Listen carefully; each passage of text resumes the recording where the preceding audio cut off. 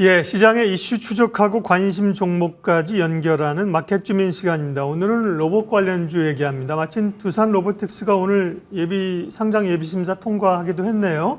오늘은 유로메커라는 기업을 분석할 건데요. 하이투자증권 스마트 PB센터 이화진 과장님 모셨고요. 정경민 변리사님도 함께하겠습니다. 어서 오십시오. 안녕하세요. 네.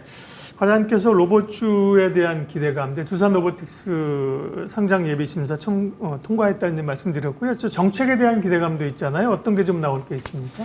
네, 상반기 때는 사실 그동안 대기업들이 우리나라 기업들에 대한 지분 투자나 M&A 이슈가 있었고 결국에는 이런 정책적인 흐름도 상반기 때부터 실내에서 도로 주행이나 이런 부분들도 규제를 완화하는 모습도 나왔고 네. 아마 이번 첨단 로봇 산업 전략에서도 결국에는 이런 투자 지원들이 좀 본격적으로 좀 나오지 않을까 생각을 하고 있습니다. 그만큼 중국도 2025년까지 로봇 성장에 대한 산업 로드맵을 크게 제시한 상태이기 때문에 결국에는 우리나라도 그런 관련된 정책적인 규제를 풀 수 있는 것과 이런 정책적인 지원이 좀 나오지 않을까 좀 생각하고 있습니다. 네.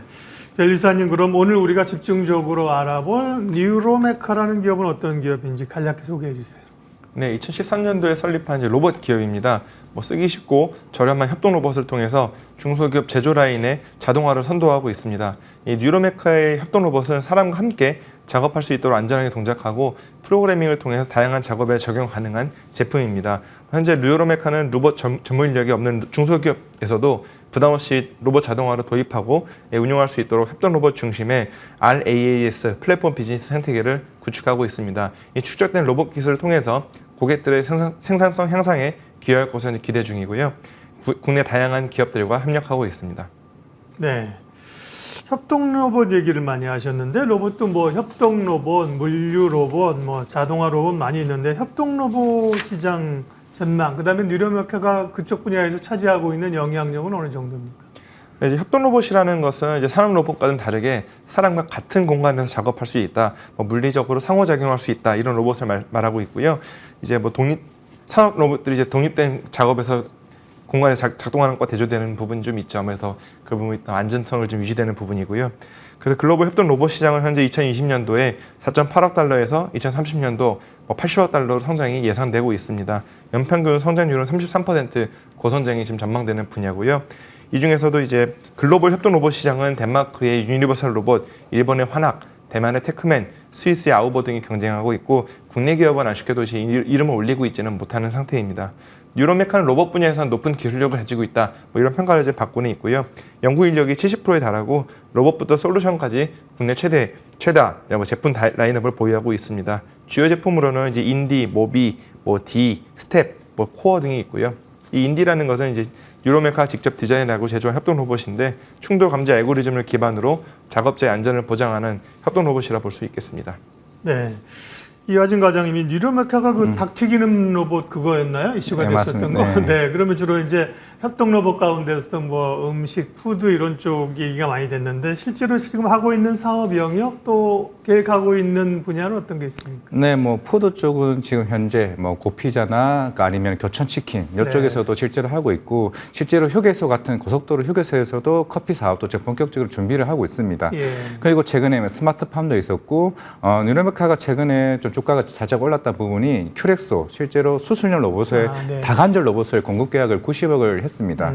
그만큼 사실 일본 기업들이 워낙 기술력이 뛰어남에도 불구하고 최근에 큐렉소와 이런 공급 계약을 맺었던 흐름이 나왔기 때문에 점차적으로 푸드, 의료용 로봇에서 최근에는 용접용 로봇까지 그만큼 예전에 무슨 로봇이요? 용접용 로봇. 용접용. 네. 최근에 이제 포스코와도 이제 MOU를 이제 맺었기 때문에 이제 하나둘씩 이제 산업군을 좀 확장시키는 흐름으로 좀 가고 있습니다. 네. 특허부터 체크하고요. 실적이랑 주가 부분은 뒤쪽에 좀 묶어볼게요. 정경민 변리사님, 이게 이제 로봇 같은 경우는 특허 이런 게 굉장히 활발하게 좀 출원을 하고 또 내지 않을까, 제 생각인데 뉴로메카 특허 현황은 어떻습니까? 아무래도 상당히 중요한 분야라고 할 수 있겠습니다. 뉴로메카도 특허에 상당히 많은 관심을 가지고 있는 부분이고요. 네. 2015년부터 특허 출원을 해서 현재 58건의 출원권이 있습니다. 매년 약 10건 정도 이렇게 출원한다고 보시면 되겠고요. 등록률은 이제 63%, 현재 37건 등록이 되어 있습니다. 기술 분야별로 살펴보냐면은 이제 대부분이 다 이제 협동 로봇 분야에 대해서 지금 특허 출원이 되어 있었고요. 주요한 특허를 이제 등록된 걸 몇 개 좀 살펴보자면은 2022년도에 출원돼서 2023년도에 등록된 특허인데 로봇 교시 장치에 관련된 것입니다. 유저 인터페이스를 통해서 상어의 전개를 인지하고 교시 작업을 수행하기 때문에 로봇 교시 작업을 인수하는 데 있어서 정보, 행동을 누락하지 않게 하겠다. 뭐 이런 내용이라고 보시면 되겠고요. 이제 이 부분은 이제 2022년도 2월에 출원돼서 같은 해 5월에 등록된 특허로서 로봇 구동계 시스템에 대한 것입니다. 하모닉 드라이버를 포함하는 로봇 구동계 시스템으로서 정밀도를 유지하면서도 신속하게 구동계를 조작할 수 있다. 내구성을 향상시킬 수 있는 효과가 있다. 이런 내용에 대한 것입니다. 협동 로봇 관련돼서 다른 특허 동향을 좀 살펴보자면은 최근에 이제 2010년도 중반부터 상당히 많은 특허가 폭발적으로 좀 증가하고 있는 모양새다. 이렇게 보시면 될 것 같고요.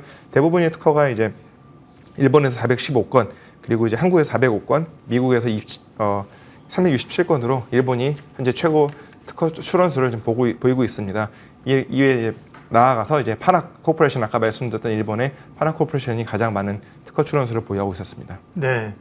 이어진 과장님께서 실적하고 주가 부분 좀 마지막 정리를 해주십시오. 대부분의 로봇 기업들이 아직은 숫자가 이제 많이 안 나온다. 일부 흑자로 돌아서는 기업들이 있지만 아직은 숫자가 좀 안 찍힌다는 게 고민이잖아요. 뉴로메카는 어떤지 또 주가 동향도 체크해 주십시오. 아마 올해뿐만 아니라 내년까지는 영업이익이 좀 적자가 될 것으로 보이고 있고요. 네. 최근에 이제 큐렉소라 이제 공급 계약 맺었던 거는 이제 4분기 때 뭐 일부 반영될 것으로 보이고 있으나 내년부터 어느 정도 이제 인식이 될 것으로 보이고 있습니다. 물론 이제 결국에는 대부분의 우리나라 로봇도 마찬가지겠지만은 아직은 이제 해외 시장에 진출을 해야 어느 정도 실적이 크게 좀 부각되지 않을까 생각을 하고 있기 때문에 물론 이제 포스코와의 뭐 MOU나 이런 이슈로 인해 가지고 점차적인 그런 이제 협동용 로봇에 대한 수요가 좀 어느 정도 확장성이 본격적으로 나와야 좀 실적이 될 것으로 보이고 있는데 일단 시장에서는 내후년쯤으로 좀 보고 있기 때문에 적어도 내년까지는 적자 지속이 좀 될 것으로 보이고 있지만은 우리나라에 대한 정책적인 이런 이슈나 이런 목표가 조금씩 나온다고 하게 되면은 추가적인 상승 모멘텀은 나올 수 있지 않을까 생각을 하고 있습니다. 네.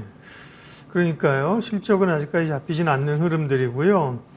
주가 부분들은 그러면 상승 여력이 있다고 보시는지, 혹은 이제 로봇 관련주 가운데서 뭐 뉴라메카를 포함해서 또 좀 관심주가 있다면 과장님 어떤 걸 보세요?